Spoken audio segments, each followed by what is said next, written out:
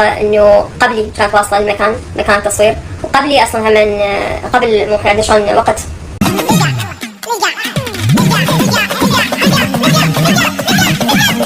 هي مين إلينا أنجل عراقية وباربي نجد السعودية الأصل للصحف العربية كلها والمواقع اتكلموا عنهم. الله أكبر. مبدئيا اللي اقل من 18 سنه واللي ما بيحبش يسمع كلمه حق ما يكملش الفيديو ده، ولو عاوز تكمل كوبايه الشاي وحصلني، انا عمو ريشه وانت في اصل الحكايه. مبدئيا كده عايزين نعرف مين هي إلينا أنجل صاحبة الجنسيه العراقيه دي. إلينا من صغرها من وهي عندها 8 سنين راحت زي اي حد بيروح السوبر ماركت يشتري شويه حاجات، بس الغريبه بقى ان اللي حصل ما كانش كده. دخلت على صاحب المحل اشترت شويه حاجات، بس صاحب المحل كان ليه راي تاني. المهم عمل اللي عمله. الغريبه ان هي ما استغربتش خالص، والموضوع للاسف يعني عجبها جدا. اعتادت ان هي تروح له تقريبا كل يوم تشتري نفس شويه الحاجات وهو يعمل نفس اللي كان بيعمله كل يوم. كبرت البنيه بقى وقالت لك انا ليه اعمل الكلام ده كله مع راجل كبير وكهنه يعني، طب ما اعمله بمقابل. وقد كان. بدات البنيه تتفرج على هونجا بونجا كتير، خلينا نقول هونجا بونجا يعني، وتكلم ممثلين كتير شغالين في نفس المجال ده عشان تعرف الموضوع بيمشي ازاي وكده يعني، من باب يعني التجربه وتفهم اكل عيشها يبقى ماشي ازاي. المهم راحت السفاره الامريكيه في العراق وقالت ان هي عندها معتقدات على اعتقادات مش مسموح بيها في بلد عربي زي العراق، وقدمت طلب لجوء، وللاسف اترفضت مره في الثانيه. لكن هي كل يوم كانت بتكون في السفاره وتتحايل عليهم لحد ما وافقوا في الاخر، وراحت البنيه على اكبر بلد منتجه للهونجا بونجا. اول ما نزلت امريكا حاسه بالخوف الشديد جدا، وده لان معهاش راجل يحميها. المهم لفت على على راجل هناك علشان تتجوزه وكده يعني. وطبعا البنيه كان ليها شروط انه يسيبها تشتغل في مجال الهونجا بونجا وما يتكلمش، لحد ما لقت الراجل اللي يقبل بده وقال لها لو على قد الافلام مفيش مشكله، لكن حاجه تاني في البيت هتنجسي البيت كده. قال لها كده بجد فعلا. مثلت البنيه مع اكبر ممثلين الهونجا بونجا في امريكا، واخرهم مع شاب للاسف من تونس، بس طبعا مش عايش في تونس، لحد ما وصلت لدرجه ان هي بقت بتعمل هونجا بونجا مع ابنها واصحاب ابنها كمان. ونعم التربيه يا تند. الكارثه بقى في نقطه معينه، وده اللي انا عايز اوصل له. في فيديوهات قبل كده اتكلمت واتنبح صوتي اننا ما نمسكش عيالنا تليفونات وهم اقل من 18 سنه او 20 سنه كمان، وكان ليا اسباب اللي قلتها. طبعا ناس كتير قوي اعترضت على حاجه زي دي، ازاي يا عم 18 سنه يمسكوش تليفونات؟ قلت والله يمسكوا تليفونات بس مش سمارت فون، مش بكاميرا يعني، بس واضح ان انا لازم اجيبها لكم وش كده.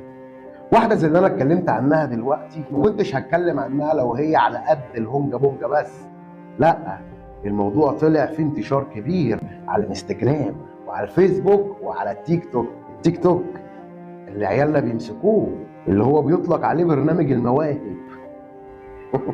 ده اللي احنا هنشوفه دلوقتي. وللاسف متابعين الشخصيات دولت 90% منهم اللي انا قلت عليهم في اول الفيديو اللي عندهم 18 سنه فاقل، وقلت ما يشوفوش الفيديو ده لكنهم بيشوفوا الفيديو ده. حبيبي انا سويت اكثر من فيديو بخصوص هذا الموضوع، ان شلون تدخل بهذا المجال. وتخيلوا واحد تاني بيقول لها عملتي هونجا بونجا مع كم ممثل؟ شو سؤالك؟ اعتقد حدود 25، مو كلش متأكدة، وادري هسوي. وتخيل بقى الفيديو اللي هوريهولك دلوقتي بتتكلم يعني بنفس طريقه مثلا الفنان محمد رجب لما كان بيتكلم عن الفنان كريم عبد العزيز لما كان بياخده بعربيته عشان ما كانش معاه عربيه يوديه اللوكيشن ويوصله لحد البيت، لما وقف جنبه في بدايه حياته وازاي كان ملتزم وبيجي في مواعيده في اللوكيشن وقبل التصوير ما يبدا والكلام ده كله. تخيلوا دول كمان بيقولوا كلام من النوع ده زي ما هتسمعوا كده. صراحه البنيه كلش منظمه، يعني انتبهت على شغله انه قبلي كانت واصله المكان، مكان تصوير. اهي باربي نجد ديت من اصول السعودية، واللي هنتكلم عنها بس في اخر الفيديو، اصبر معايا شوية. تخيلوا بقى اللي زي دول بيتكلموا بثقة عاملة ازاي، وكأنها دكتورة قاعدة في سيكشن وقدامها طلبة وبتشرح لهم الموضوع بيمشي ازاي. وتخيلوا واحدة زي ديت البنات ممكن تمشي وراها وتصدقها وتعمل اللي هي بتقول عليه. وزي ما شفنا كتير قوي من شبابنا بيسألوها لو ينفع تاخدهم معاها يشتغلوا. احنا وصلنا لدرجة وحشة قوي. فنصيحة، ما تخلوش عيالكم يقعدوا لفترات طويلة لوحدهم في التليفونات طالما مش هنمنع عنهم التليفونات. نخش على الأستاذة باربي ماجد. الاسم جيجي، اسمها المستعار باربي. اتولدت سنة 1994، يعني عندها 29 سنة. لسه كنت بقول لكم من شوية في ناس ممكن يتأثروا بكلام واحدة زي إلينا إنجل، ودي واحدة منهم، من المملكة العربية السعودية، ومكان الإقامة بتاعها دلوقتي الولايات المتحدة الأمريكية. مهنتها موديل للملابس الداخلية. المؤهل بتاعها بقى كان إيه؟ دكتورة معمل من الآخر. دكتورة يعني.